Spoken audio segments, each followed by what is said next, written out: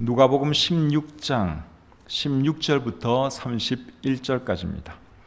누가복음 16장 16절부터 31절까지의 말씀. 읽는 것은 24절까지만 읽도록 하겠습니다. 16절부터 24절까지의 말씀을 제가 읽을 때 여러분들은 눈으로 따라 읽으시기를 바랍니다. 율법과 선지자는 요한의 때까지요, 그 후부터는 하나님 나라의 복음이 전파되어 사람마다 그리로 침입하느니라. 그러나 율법의 한 획이 떨어짐보다 천지가 없어짐이 쉬우리라. 무릇 자기 아내를 버리고 다른 데 장가드는 자도 간음함이요, 무릇 버림당한 여자에게 장가드는 자도 간음함이니라. 한 부자가 있어 자색옷과 고운 베옷을 입고 날마다 호화롭게 즐기더라. 그런데 나사로라 이름하는 한 거지가 헌데투성이로 그의 대문 앞에 버려진 채 그 부자의 상에서 떨어지는 것으로 배불리려 하매 심지어 개들이 와서 그 헌데를 핥더라.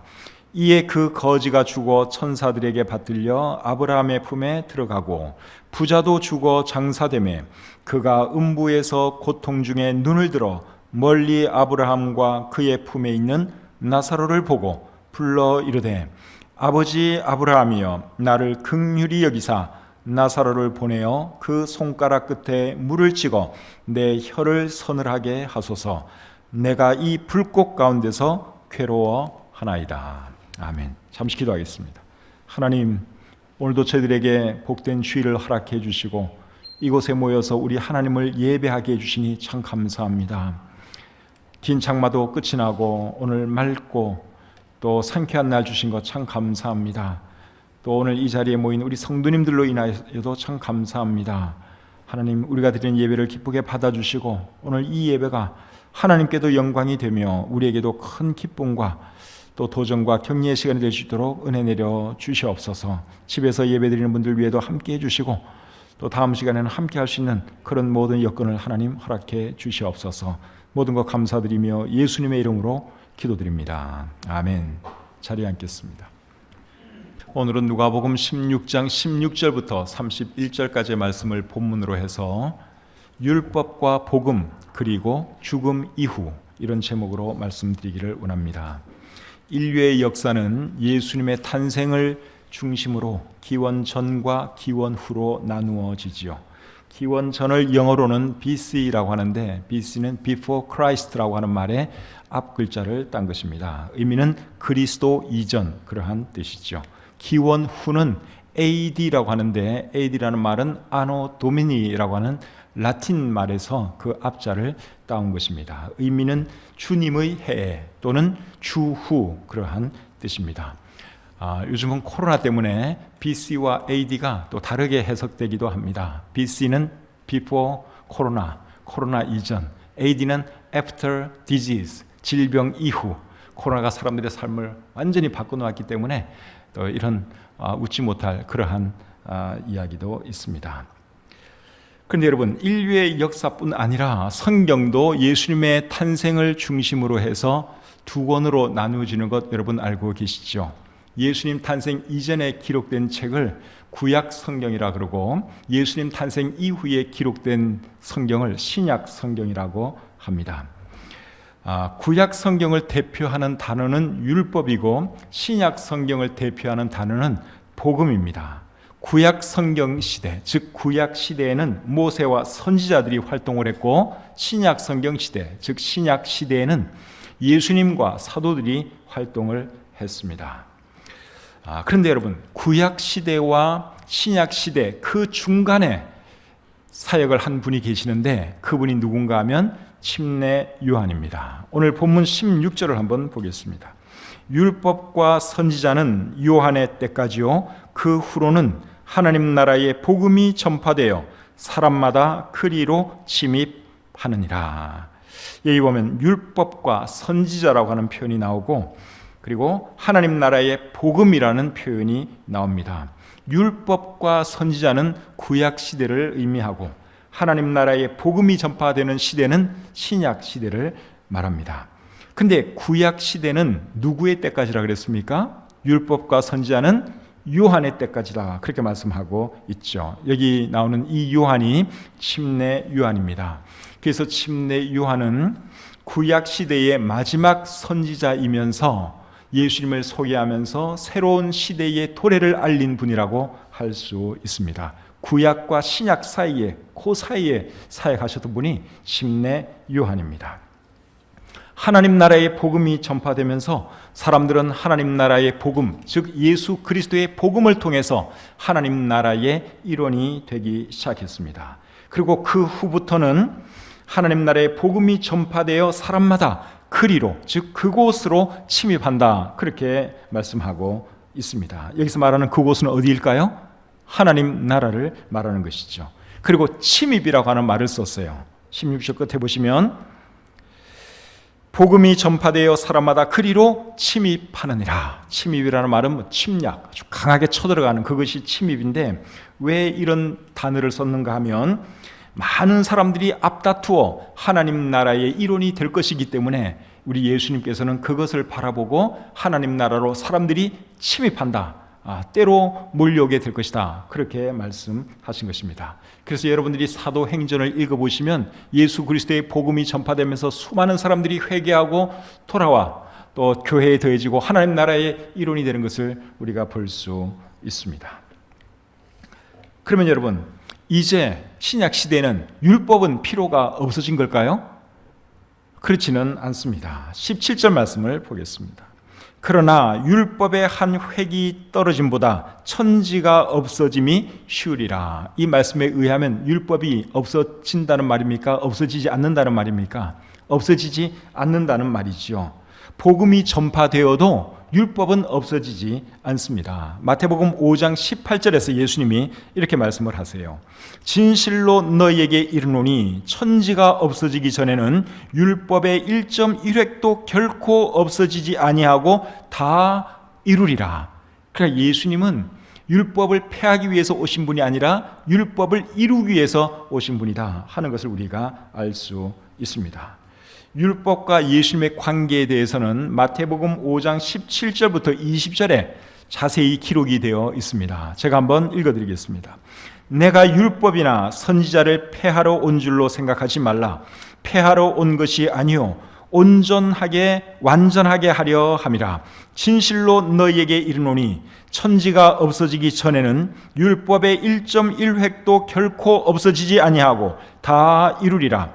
그러므로 누구든지 이 계명 중에 지극히 작은 것 하나라도 버리고 또 그같이 사람을 가르치는 자는 천국에서 지극히 작다 일컬음을 받을 것이요 누구든지 이를 행하며 가르치는 자는 천국에서 크다 일컬음을 받으리라. 내가 너희에게 이르노니 너희 의가 서기관과 바리새인보다 더 낫지 못하면 결코 천국에 들어가지 못하리라. 자, 이 말씀을 잘 보시면 우리 예수님은 율법을 폐하러 오신 것이 아니라 율법을 완성하기 위해서 오셨다. 그렇게 말씀하고 있죠. 그러니까 율법은 없어지는 것이 아닙니다. 만약에 율법이 없어지는 것이라면 우리가 가지고 있는 이 성경에 구약 성경은 없어져야 되는 거예요. 그런데 우리 성경에 구약도 있고 신약도 있죠. 신약도 우리에게는 필요하지만 구약도 필요하기 때문에 하나님께서 이 구약 성경을 신약 성경과 함께 우리에게 주신 것입니다. 그리고 율법은 여전히 가르치고 배워야 하는 것이다. 그렇게 방금 읽은 이 말씀이 우리에게 말씀을 해주고 있습니다. 19절 말씀을 제가 다시 한번 읽겠습니다. 그러므로 누구든지 이 계명 중에 지극히 작은 것 하나라도 버리고 또 그같이 사람을 가르치는 자는 천국에서 지극히 작다 일컬음을 받을 것이요 누구든지 이를 행하며 가르치는 자는 천국에서 크다 일컬음을 받으리라. 그러니까 율법을 가르치라는 말이죠. 신약 시대에도 여전히 율법은 가르쳐야 하고 배워야 한다. 그렇게 예수님이 말씀하고 있습니다. 우리가 여러분 율법을 통해서 구원받는 것은 아니에요. 그러나 율법을 더 잘 알수록 예수님에 대해서도 더 잘 알 수 있고 복음에 대해서도 더 잘 알 수 있습니다. 그래서 신약 시대를 할지라도 율법은 여전히 우리에게 필요한 것이다 하는 것을 우리가 알아야 합니다. 그리고 여기 이 20절 말씀해 보시면 예수 그리스도의 복음으로 구원받은 성도들은 율법보다 더 나은 삶을 살아야 한다, 율법의 가르침보다 더 차원 높은 삶을 살아야 한다 하는 말씀도 예수님이 하고 계십니다. 20절 말씀 제가 또 읽어보겠습니다. 내가 너희에게 이르노니 너희 의가 서기관과 바리새인보다 더 낫지 못하면 결코 천국에 들어가지 못하리라. 이게 무슨 말씀이에요? 신약 시대를 사는 성도들은 율법 시대의 성도들보다 더 차원 높은 삶을 살아라 하는 그러한 말씀이지요.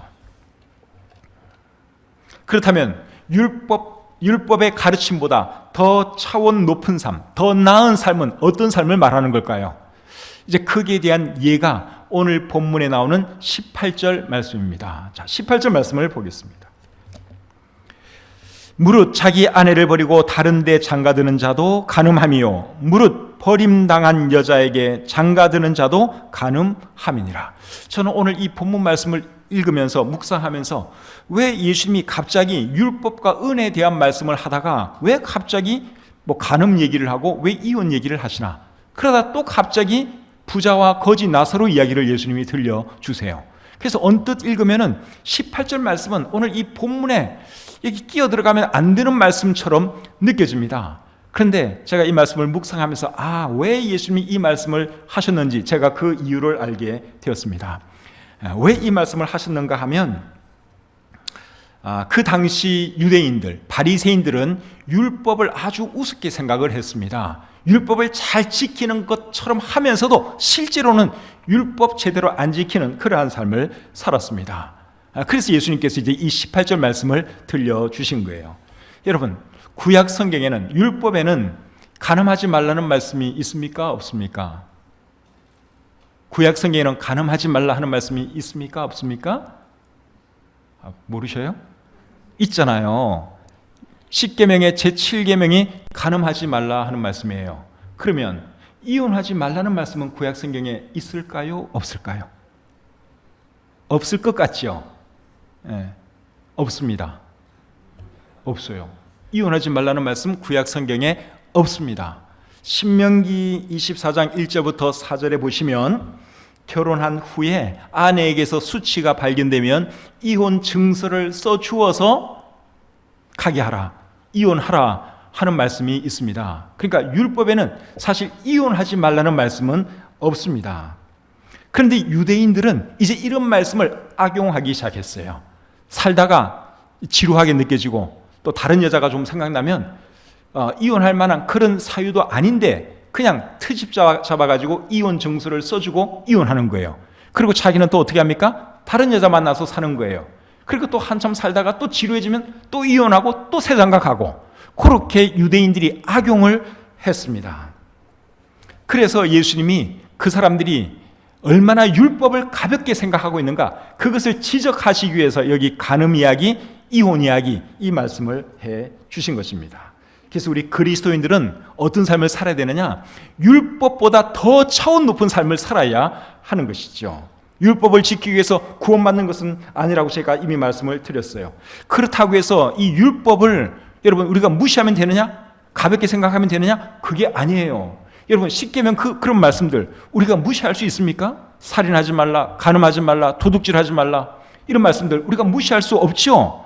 율법이지만 우리가 그 말씀 존중해야 합니다. 그것보다 더 차원 높은 삶을 살아야 하는 것입니다.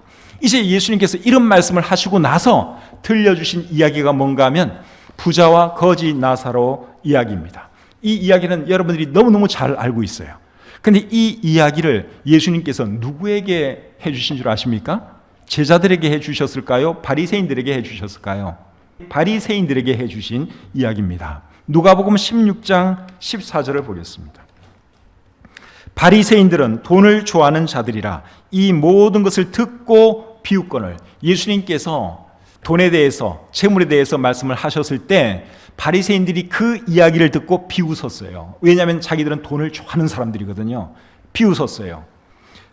왜 비웃었느냐? 예수님이 메시아인 것을 그들이 알지 못했고 새로운 시대가 도래했다는 것을 그들이 알지 못했습니다. 그러니까 그들은 여전히 구약 시대에 살고 있었고 여전히 옛날 자기들이 쭉 해온 그 전통에만 얽매여 살았습니다. 그래서 예수님이 돈 얘기하고 나서 하신 얘기가 율법과 은혜 이야기를 해 주신 거예요. 오늘 본문에 우리가 보고 있죠. 율법과 은혜 이야기를 해 주셨어요. 그리고 그 이야기 하고 나서 해 주신 이야기가 부자와 거지 나사로 이야기입니다. 그래서 이 부자와 거지 나사로 이야기는 예수님께서 제자들에게 하신 말씀이 아니라 바리새인들, 유대인들, 종교 지도자들 이런 사람들에게 해 주신 이야기예요. 왜 그들에게 이 이야기를 해 주셨는가 하면 바리새인들은 자기들이 의롭다고 생각하는 사람들이에요. 나는 의로우니까 죽으면 당연히 좋은 데 갈 수 있어. 나는 천국에 갈 수 있어. 그렇게 자부하던 사람들이 바리새인들이에요. 그런데 그게 아니라고 하는 것을 깨우쳐 주시기 위해서 예수님께서 이 부자와 거지 나사로 이야기를 해 주신 것입니다. 이 이야기 보면 한 부자가 나오고 나사로라고 하는 한 거지가 나옵니다. 부자는 좋은 집에 살면서 좋은 옷을 입고 날마다 잔치하면서 아주 재미나게 살았습니다. 그런데 거지는 이 부잣집 대문에 누워서 헌대를 앓으면서 그리고 개가 와서 그 헌대를 핥고 그 부잣집에서 나오는 그 음식 쓰레기를 먹으면서 연명하고 있었습니다. 오늘 이 본문의 이야기 속에 나오는 이 부자가 뭐 바리새인이다, 유대인이다, 뭐 이방인이다 그런 얘기는 예수님이 안 하세요. 그런데 청중들이 바리새인인 것을 감안할 때 이 부자는 예수님은 지금 바리새인을 염두에 두고 이 말씀을 하고 계시는 것입니다. 그러니까 여기 나오는 부자는 바리새인이라고 이해하셔도 크게 틀리지 않습니다. 왜냐하면 누가복음 16장 14절에서 바리새인들은 뭘 좋아한다 그랬어요? 돈을 좋아한다 그랬죠? 돈을 좋아하면 돈도 많이 모았겠죠? 부자겠죠? 그런 그들에게 예수님께서 이 부자, 거지 나사로, 부자와 거지 나사로 이 이야기를 해 주신 것입니다. 이 부자는 다른 바리새인들처럼 굉장히 의롭다고 생각하는 사람이에요. 나는 굉장히 의로운 사람이야. 그렇게 생각하는 사람이에요. 근데 여러분들이 이 부자를 보실 때 의로운 사람 같습니까? 별로 의로운 것 같지 않죠? 왜냐하면 거지는 자기 집 앞에서 지금 죽어가고 있어요. 제대로 먹지도 못하고 있어요. 온몸은 병들었어요. 그러면 정말 의로운 사람 같으면 어떻게 해야 되겠어요? 그 거지를 어떻게라도 좀 도와줘야 되잖아요. 근데 이 부자는 거지에게 관심이 없어요. 전혀 의로운 삶을 살지 않고 있는 것을 우리가 볼 수 있습니다. 어쩌면은 자기 대문 앞에 그렇게 누워 있도록 허락해 준 것을 의라고 생각하고 있는지는 몰라요. 근데 우리가 볼 때는 그거는 전혀 의가 아니죠. 이 사람은 의롭다고 생각했지만 전혀 의롭지 않은 그러한 삶을 살아가고 있었습니다. 그래서 이 두 사람이 그렇게 살다가 결국 부자도 죽고 거지 나사로도 죽었습니다. 그런데 죽음 이후에 그들이 이제 삶이 완전히 달라지는 것을 우리가 볼 수 있죠. 나사로는 천국에 갔고 부자는 지옥에 떨어진 것을 우리가 볼 수 있습니다. 22절, 23절 보겠습니다. 이에 그 거지가 죽어 천사들에게 받들려 아브라함의 품에 들어가고 부자도 죽어 장사되매 그가 음부에서 고통 중에 눈을 들어 멀리 아브라함과 그의 품에 있는 나사로를 보고, 여기 보면 거지 나사로는 죽어서 아브라함의 품에 들어갔다고 말씀하고 있습니다. 여기 말하는 이 아브라함의 품은 우리가 쉽게 말하는 천국입니다. 우리가 예수 믿는 성도님들이 세상 먼저 떠나면 어디 갔다고 말합니까? 천국 가셨다고 얘기하죠. 근데 오늘 이 본문에서는 그곳을 아브라함의 품이라고 말씀하고 있습니다. 또 성경 다른 곳에서는 그곳을 낙원이라고 표현하기도 합니다. 낙원, 아브라함의 품, 천국 다 같은 곳입니다. 그리고 부자는 어디에 갔는가 하면 음부에 떨어졌다고 여기 말씀하고 있습니다. 이 음부는 우리가 쉽게 말하는 지옥입니다. 요한계시록에 보시면 불못이라고 하는 곳이 또 나옵니다. 불못. 근데 이 불못과 음부는 서로 다른 곳입니다. 요한계시록 20장 13절과 14절을 보시면 나중에 흰보자 심판이 있고 난 뒤에 이 음부가 통째로 불못에 던져진다고 말씀하고 있습니다. 그러니까 음부와 불못은 서로 다른 곳이죠. 하나님을 믿지 않던 사람들, 예수 그리스도의 복음을 받아들이지 않은 사람들이 최종적으로 가는 곳이 불못입니다. 그리고 음부는 불못에 갈 사람들이 불못에 던져지기 전까지 임시적으로 가 있는 곳이 음부입니다. 그러나 우리가 쉽게 그냥 둘 다 지옥이라 그렇게 말하기도 합니다. 그래서 사람은 죽으면 어떻게 되느냐? 천국 아니면 지옥으로 가게 됩니다. 오늘날 많은 사람들이 사람이 죽으면 어떻게 될까 궁금해합니다. 죽음 이후에 정말 또 다른 세상이 있을까? 대단히 궁금해합니다. 죽음 이후에 대해서 사람들은 크게 세 가지 견해를 가지고 있습니다. 첫째는 죽음 이후에는 아무것도 없다고 생각하는 견해가 있죠. 이 세상의 삶이 전부다. 죽는 그 순간 무의 세계로 돌아가는 것이다. 생각하는 것도 없고 영혼도 없고 죽으면서 모든 것이 다 끝나는 거다. 그렇게 생각하는 견해가 하나 있고, 두 번째 견해는 죽음 이후에 다른 생명체로 태어난다고 생각하는 그런 견해가 있습니다. 윤회설이라고 하죠. 불교 신자들, 힌두교 신자들이 이제 그 믿음을 가지고 있습니다. 그리고 세 번째는 죽음 이후에는 천국 아니면 지옥에 가게 된다 하는 견해인데, 이것은 성경이 말하는 견해입니다. 이 셋 중에서 어느 것이 맞을까요? 사람마다 생각하는 게 다를 수 있는데 이 셋 중에서 하나가 분명히 맞기는 맞아요. 어떤 게 맞느냐? 세 번째가 맞습니다. 왜 세 번째, 천국과 지옥이 맞는가 하면 성경이 그것을 말하고 있기 때문에 그렇습니다. 여러분, 이 성경이 어떤 책입니까? 1500년에 걸쳐서 40여 명의 사람들에 의해서 기록이 된 책이 성경입니다. 그런데 이 성경에 오류나 모순이 없다는 것입니다. 참 놀랍지 않습니까? 어떻게 1500년에 걸쳐서 기록된 책이, 그것도 40여 명의 사람들이 기록을 했는데 모순이 없어요. 오류가 없어요. 성경에 기록된 예언들 다 이루어졌습니다. 성경이 말하고 있는 모든 것들이 다 사실로 드러났습니다. 근데 확인할 수 없는 것도 있어요. 예를 들면 천국과 지옥, 이거는 확인할 수가 없어요. 우리가 죽을 때까지 확인할 수는 없어요. 근데 사람이 확인할 수 있는 부분에 대해서는 성경에 기록된 모든 것이 다 사실로 드러났다는 사실입니다. 그런 것을 미루어 볼 때 예수님의 재림이라든가 천국과 지옥, 이런 것도 확실히 사실인 것을 우리는 믿을 수 있습니다. 그래서 우리가 천국과 지옥을 믿을 수 있는 것이고, 두 번째는 예수님이 부활하셨고 승천하셨기 때문에 천국과 지옥이 있는 것을 우리는 믿을 수 있습니다. 예수님은 제자들이 보는 가운데 하늘로 올라가셨죠. 예수님이 하늘로 올라가셨어요. 하늘 어디까지 올라가셨을까요? 성경에 의하면 셋째 하늘에 올라가셨습니다. 대기권을 넘어서서, 우주 공간을 넘어서서 그 다음에 있는 세계가 셋째 하늘이라고 우리 성경은 말씀하고 있는데, 그곳에 낙원이 있습니다. 우리 주님이 지금 그곳에 가 계시죠. 십자가 옆에 달린 강도에게 예수님이 뭐라 그러셨는가 하면 오늘 네가 나와 함께 낙원에 있으리라, 그렇게 말씀을 하셨어요. 또 사도 바울은 셋째 하늘에 가서 우리 주님을 만났다고 고린도후서 12장에 기록하고 있습니다. 그래서 하늘로 올라가신 그 예수님이 어디 계시느냐? 셋째 하늘에 가 계십니다.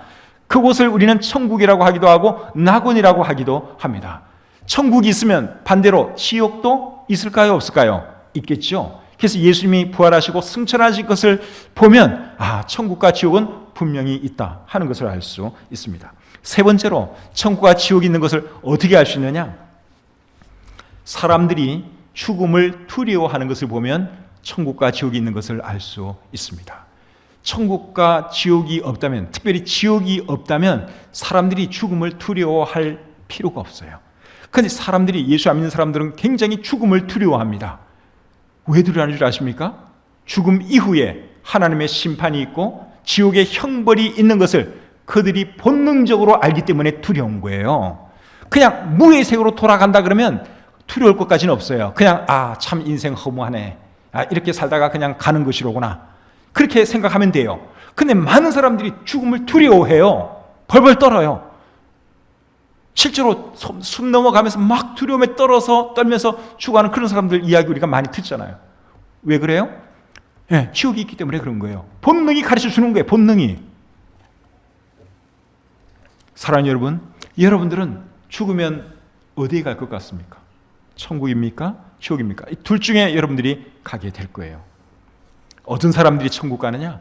하나님 나라의 복음을 받아들인 사람, 즉 예수 그리스도의 복음을 받아들인 사람이 천국에 가는 줄 믿습니다. 오늘 읽은 이 본문에 부자는 지옥에 떨어졌고 거지 나사로는 천국에 갔지요. 무엇이 이 두 사람의 차이를 만들 줄 아십니까? 오늘 이 부자와 거지 나사로 이야기 자체는 무엇이 이 차이를 만들었는지 설명이 없어요. 그런데 오늘 이 말씀 바로 앞에 복음과 율법 이야기가 여기 기록되어 있고 하나님 나라의 복음 이야기가 기록되어 있죠. 하나님 나라의 복음을 받아들였느냐 받아들이지 않았느냐, 여기에 따라서 천국과 지옥으로 나누어지게 되는 것입니다. 자, 그러면 천국과 지옥은 과연 어떤 곳일까요? 오늘 읽은 이 본문 말씀에 의하면 천국은 위로받는 곳이고 지옥은 고통당하는 곳입니다. 23절부터 25절까지의 말씀 다시 읽어보겠습니다. 그가 음부에서 고통 중에 눈을 들어 멀리 아브라함과 그의 품에 있는 나사로를 보고 불러 이르되 아버지 아브라함이여 나를 긍휼히 여기사 나사로를 보내어 그 손가락 끝에 물을 찍어 내 혀를 서늘하게 하소서. 내가 이 불꽃 가운데서 괴로워하나이다. 아브라함이 이르되 예 너는 살았을 때에 좋은 것을 받았고 나사로는 고난을 받았으니 이것을 기억하라. 이제 그는 여기서 위로를 받고 너는 괴로움을 받느니라. 여기 보니까 천국에 간 나사로는 위로를 받고 있고 그리고 부자는 고통과 괴로움을 당하는 것을 우리가 보게 됩니다. 천국에서 받게 될 위로에 대해서 요한계시록 21장 4절은 이렇게 말합니다. 모든 눈물을 그 눈에서 닦아주시니 다시는 사망이 없고 애통하는 것이나 곡하는 것이나 아픈 것이 다시 있지 아니하리니 처음 것들이 다 지나갔음이니라. 거지 나사로는 이 땅에 살면서 정말 많은 고통을 당했습니다. 울기도 많이 울었습니다. 그런데 천국에서 주님의 위로를 받습니다. 지옥의 고통에 대해서는 마가복음 9장 48절과 49절에 이렇게 기록하고 있습니다. 거기에서는 구더기도 죽지 않고 불도 꺼지지 아니하느니라. 사람마다 불로써 소금 치듯함을 받으리라. 여러분, 이 지옥의 고통을 한번 상상해 보십시오. 죽지도 않고 영원토록 그 뜨거운 불못에서 살아야 되는데 이게 보통 심각한 문제가 아니지요. 그래서 이 지옥은 사람 갈 곳이 절대로 아닙니다. 어떤 일이 있어도 여러분 이곳에 가서는 안 되는 것이죠. 오늘 읽은 이 본문에 보시면 거지 나사로와 부자가 각각 천국과 지옥으로 갔습니다. 그들의 무엇이 갔을까요? 영혼이 갔죠. 영혼이. 그들의 육체는 땅에 있습니다. 장사되었고 흙으로 돌아가는 과정에 있겠죠. 그런데 그들이 천국과 지옥에 가서 마치 몸이 있는 것처럼 우리 성경에 기록되어 있다고 하는 사실이에요. 손가락도 나오고 혀도 나와요. 손가락 끝에 물을 찍어 내 혀를 서늘하게 하소서. 여러분, 영혼에 무슨 손가락이 있고 무슨 혀가 있습니까? 우리가 성도님들이 세상 떠나면 몸은 여전히 땅에 있잖아요. 관에 들어가 누워 계시잖아요. 영혼만 천국에 간 거예요. 그런데 오늘 이 성경에 보면 영혼에도 손가락이 있고 그리고 혀가 있는 그런 것처럼 여기에 기록되어 있습니다. 왜 이렇게 되어 있는가 하면 여러분, 우리가 사람이 죽으면 영혼이 이제 하나님 앞에 가는 거예요. 그래서 천국과 지옥으로 이렇게 가게 되는데 하나님께서 새로운 몸을 입혀서 천국 갈 사람 천국 가게 하고 지옥 갈 사람 지옥 가게 하십니다. 그 말씀이 어디에 있는가 하면 고린도후서 5장 1절에 있습니다. 자, 고린도후서 5장 1절 말씀 제가 읽겠습니다.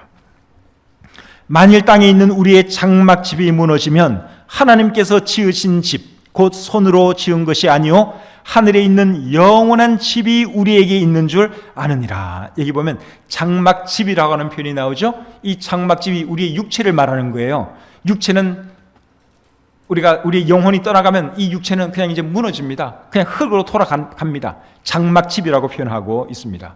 그런데 하늘에 있는 영원한 집이 또 우리에게 있다고 말씀하고 있어요. 장막집을 벗어나면 하늘에 있는 영원한 집이 있다고 말씀을 하고 있는데 여기서 말하는 하늘에 있는 영원한 집이 새롭게 입게 될 몸을 말하는 것입니다.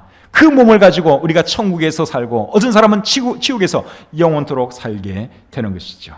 사랑하는 여러분, 여러분들은 어디서 영혼을 보내게 될 것 같아요? 천국입니까? 아니면 지옥입니까? 여러분 중에 아직 예수님 영접하지 않은 분이 계시면 예수님을 영접하셔서 하나님 나라의 일원이 되시기를 바랍니다. 그래야지 여러분들도 천국에서 영원히 주님과 함께 살 수 있습니다. 그리고 여러분들이 구원 받으셨다면 여러분들의 가족은 지금 어떤 상태인지 한번 돌아볼 수 있기를 바랍니다. 오늘 이 본문에 나오는 이 부자는 지옥에 가서 자기 형제들을 생각하기 시작했어요. 자, 27절 28절 보겠습니다. 27절 28절 이르되 그러면 아버지여 구하오니 나사로를 내 아버지의 집에 보내소서. 내 형제 5이 있으니 그들에게 증언하게 하여 그들로 이 고통받는 곳에 오지 않게 하소서. 이 부자가 살았을 때는 얼마나 형제를 많이 생각했는지 모르겠지만 죽고 난 뒤에 자기 형제를 생각해요. 자기 형제들은 이곳에 안 왔으면 좋겠다 하는 그 간절한 마음으로 아브라함에게 요청을 합니다. 나사로를 보내어서 내 형제들에게 이곳에 오지 않게 하나님 말씀 좀 전해달라고 그렇게 부탁을 하죠.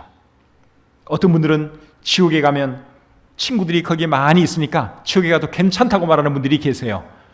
근데 오늘 이 본문의 부자 말을 보면 상황이 그게 아닙니다. 뭐 지옥에서 뭐 놀고 뭐 잡담하고 그런 곳이 아니에요. 그러니까 이 부자가 자기 형제들만큼은, 자기는 어쩔 수 없이 이곳에 왔지만 형제들만큼은 이곳에 오지 않게 해달라고 사정을 하는 것이죠. 그 부자의 요청에 대해서 아브라함이 뭐라 그럽니까? 자, 29절 보겠습니다. 아브라함이 이르되 그들에게 모세와 선지자들이 있으니 그들에게 들을지니라. 모세와 선지자들은 구약 성경을 말하는 것입니다. 예수님 당시에는 신약 성경이 완성되지 않았죠. 그래서 그냥 성경을 여기에 이제 모세와 선지자들, 구약 성경을 지칭하는 이런 표현을 써서 예수님이 말씀을 하셨어요.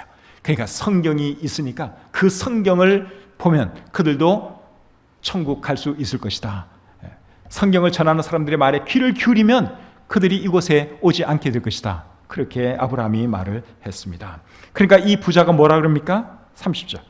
이르되 그렇지 아니하니이다. 아버지 아브라함이여, 만일 죽은 자에게서 그들에게 가는 자가 있으면 회개하리이다. 이 말도 상당히 일리는 있어 보여요. 죽은 나사로가 살아나서 그들의 형제에게 가서 지옥의 생생한 모습을 설명해 주면 금방 믿을 것 같은 생각이 듭니다. 그런데 아브라함이 뭐라고 말하는가 하면 31절 보겠습니다. 이르되 모세와 선지자들에게 듣지 아니하면 비록 죽은 자 가운데서 살아나는 자가 있을지라도 권함을 받지 아니하리라. 성경 말씀 듣지 않으면 죽은 자가 살아나서 그들에게 말을 한다고 해도 그들은 듣지 않을 것이다. 그것이 아브라함의 설명입니다. 근데 이 말씀이 맞는 말이에요. 요한복음 11장에 보시면 예수님께서 또 다른 나사로를 죽음에서 일으키죠. 그런데 사람들이 어떤 반응을 보입니까? 야, 놀랍다. 그러면서 예수님을 다 믿었나요? 그게 아니에요. 안 믿었어요. 나사로를 죽이려고 그랬고 예수님도 죽이려고 했습니다. 그러니까 여러분, 아무리 놀라운 기적이 일어난다고 해도 안 믿는 사람은 절대로 안 믿습니다. 어떤 사람은 이거 보여주면 믿을게. 하나님 보여주면 믿을게. 놀라운 기적 보여주면 믿을게. 안 믿습니다. 그런 사람들은 안 믿습니다. 우리 성경에 보시면 예수님이 얼마나 사람들에게 기적 많이 보여줬어요. 그런데 안 믿는 사람은 죽어도 안 믿잖아요. 또 어떤 사람은 이 말씀 한마디만 전해줘도 믿을 사람은 믿어요. 그러니까 이 아브라함의 말씀이 맞는 말씀인 것을 우리가 알 수 있습니다. 두 가지 질문만 하고 마치겠습니다. 첫 번째 질문은 이겁니다. 여러분들은 구원 받으셨습니까? 여러분들은 천국에 갈 확신이 있으십니까? 두 번째 질문. 여러분의 가족은 지금 어떻게 지내고 계세요? 여러분의 가족은 지옥에 갈 것 같습니까? 천국에 갈 것 같습니까? 여기에 대해서 우리가 정말 심각하게 고민을 한번 해봐야 됩니다. 살았을 때 우리가 복음을 전할 수도 있는 것이고 그들도 믿을 수 있는 것이지, 죽고 나면 복음도 못 전하고 그들도 믿을 수 없습니다. 살았을 때 우리가 복음도 전할 수 있는 것이고 그들도 믿음의 결단을 내릴 수 있는 거예요. 그래서 디모데후서 4장 2절에서 이렇게 말합니다. 너는 말씀을 전파하라. 때를 얻든지 못 얻든지 항상 힘쓰라. 우리가 계속 말씀을 전하고 전도해야 하는 이유가 거기에 있는 거예요. 죽으면 우리가 전도하고 싶어도 할 수가 없어요. 믿지 않는 우리 가족이 먼저 세상 떠나면 그들은 다시는 구원받을 기회가 없어집니다. 그래서 고린도후서 6장 1절과 2절은 또 이렇게 말을 하는 거죠. 우리가 하나님과 함께 일하는 자로서 너희를 권하노니 하나님의 은혜를 헛되이 받지 말라. 이르시되 내가 은혜 베풀 때에 너에게 듣고 구원의 날에 너를 도왔다 하셨으니 보라 지금은 은혜 받을 만한 때요 보라 지금은 구원의 날이로다. 살아있을 때 예수님도 믿을 수 있는 것이고 구원도 받을 수 있는 것이지, 죽고 나면 구원받을 수 없습니다. 이미 늦었습니다. 믿지 않는 가족들 전도도 마찬가지죠.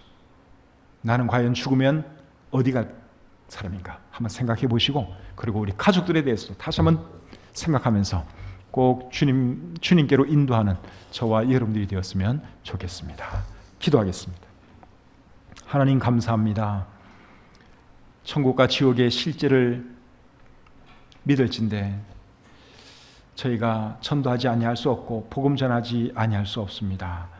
그럼에도 불구하고 우리가 나태해서 믿음이 없어서 전도 생활도 안 하고 복음도 제대로 전하지 못한 때가 참 많습니다. 불쌍히 여겨주시고 다시 한번 천국과 지옥의 실제를 생각하면서 뜨거운 마음으로 복음 전하는 저희들 되게 해 주시옵소서.